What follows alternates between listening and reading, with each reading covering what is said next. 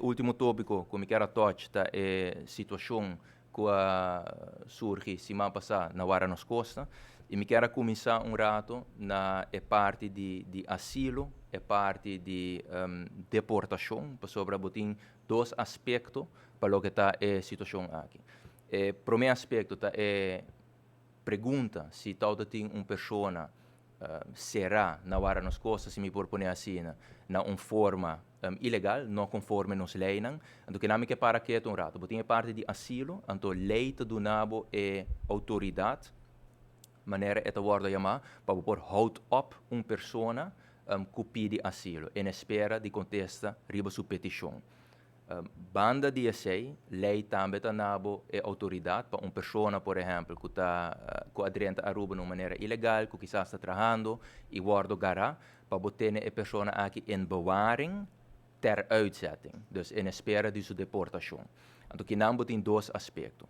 Então, o que o juiz a decidir, está que a circunstância na bouw de qual uma pessoa te wordt opgehouden, dus uma pessoa que está em espera per parte de asilo, mas é diferente na circunstância para uma pessoa que está worden em bewaring gesteld em espera de sua deportação. Então, esse é o motivo de que o juiz dicta que a pessoa em questão, o incidente que surge, mas será worden lagada em liberdade mesora.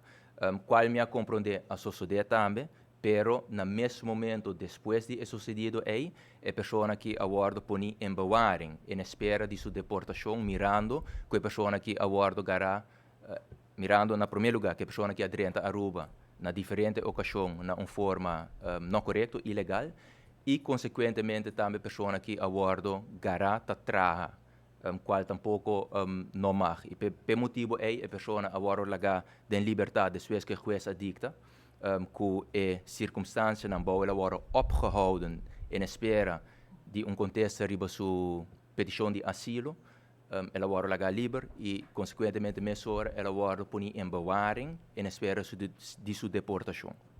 Quando eu me quero explicar rato, para o que é parte aqui, não obstante isso, fora do nosso ministério, nós temos entendido que tem que agora entregar na Landsrecherche, entre outros, contra a parte aqui. A maneira que conheci, a Landsrecherche lo conduzi sua investigação e se resultar que tem algo que abai robes, lo tem consequência, obviamente, marana essa aqui também. Esse é rato para a parte aí.